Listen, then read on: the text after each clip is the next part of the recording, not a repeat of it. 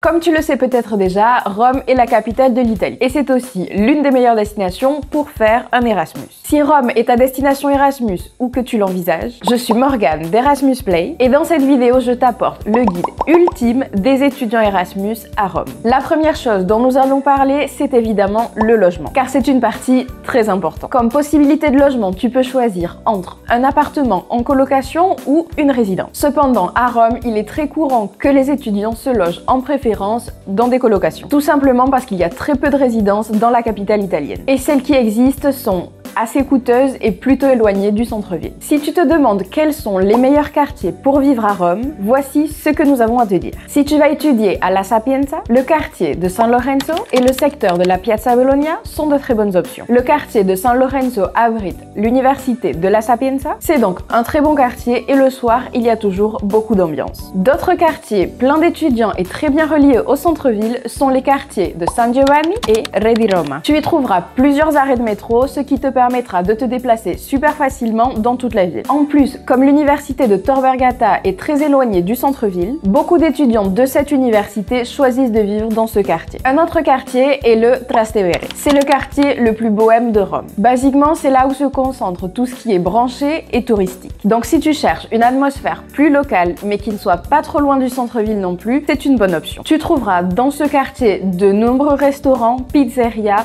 de quoi prendre l'apéro, boire un verre et bien plus. Si tu vas étudier à l'université de Roma III, nous te recommandons de considérer les quartiers de Garbatella et d'Ostiense, car ils sont très proches de l'université et disposent de plusieurs arrêts de métro. Dans tous les cas, tu trouveras un grand nombre d'étudiants dans ces deux quartiers. Ces quartiers-là sont les plus populaires et sont ceux où tu trouveras le plus d'étudiants. Cependant, Rome est une très grande ville et il y a de nombreuses universités réparties dans toute la ville. Donc finalement, tu trouveras certainement de nombreux étudiants, peu importe dans le quartier dans lequel tu choisis de vivre. Un autre point très important qui ne peut pas manquer de ce guide, c'est la gastronomie. La gastronomie romaine est incroyable, alors profite de ton Erasmus à Rome pour te plonger dans la cuisine italienne.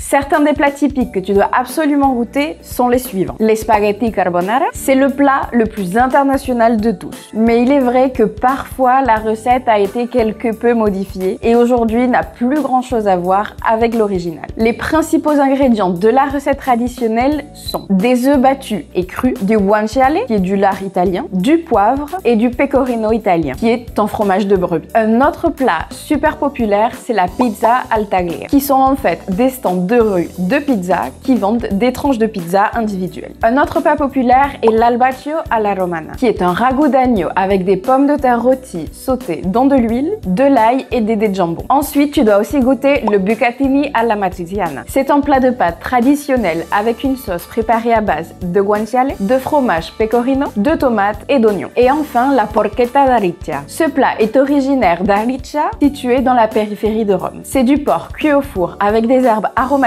du sel et du poivre. Et comme recommandation de quartier où tu pourras goûter à la cuisine italienne, nous te recommandons d'aller au Trastevere, mais aussi au quartier de San Lorenzo. Comme il est moins touristique que le précédent, il est aussi un peu moins cher. Et tu y trouveras de nombreux endroits pour manger et boire un verre. Et bien sûr, un autre point qui ne pouvait pas manquer de ce guide, c'est évidemment la fête. À Rome, tu peux sortir faire la fête pratiquement tous les jours de la semaine. Tu trouveras un nombre incroyable de pubs et de boîtes de nuit. Ce que font beaucoup d'étudiants, c'est de se rejoindre pour boire un verre sur une place de la ville. Parce que, en Italie, tu peux littéralement faire la fête dans la rue.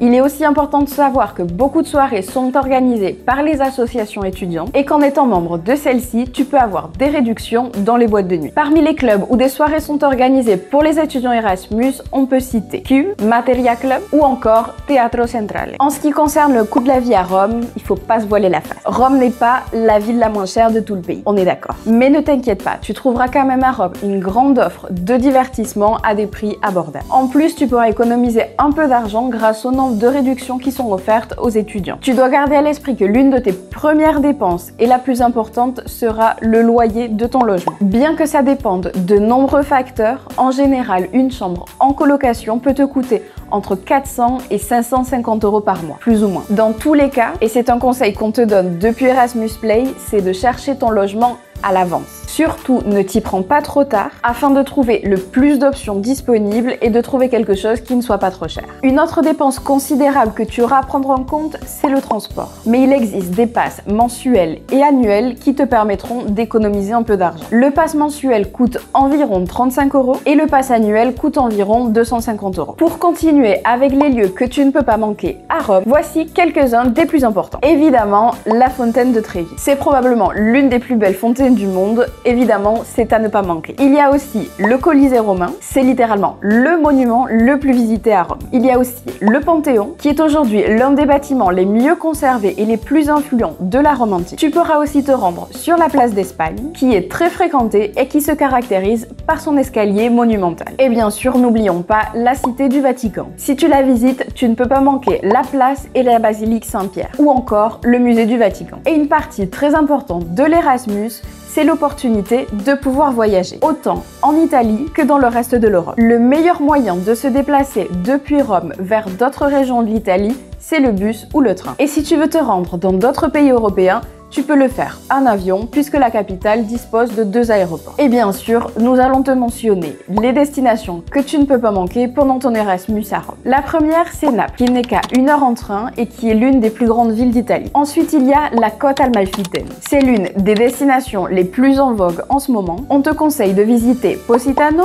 ou Amalfi. Très célèbre aussi, Pompéi. C'est l'un des meilleurs exemples de ville romaine du 1er siècle. La ville de Sienne est aussi très jolie. Elle se trouve à environ 3 heures en bus de Rome. Et pour finir, Florence, qui est probablement l'une des plus belles villes de tout le pays. Et pour terminer cette vidéo, voici quelques conseils que tu ne peux pas manquer. Le premier, c'est de ne pas oublier d'obtenir le Codice Fiscale. Tu peux aussi devenir membre des associations étudiantes sur place. Et surtout, n'oublie pas de demander la carte européenne d'assurance maladie. Et c'est tout pour la vidéo d'aujourd'hui. N'oublie pas de t'abonner à notre chaîne et d'activer la petite cloche pour être averti à chaque fois qu'on poste une nouvelle vidéo. On te laisse aussi nos réseaux sociaux juste en dessous dans la boîte de description. Ciao ciao, assistant!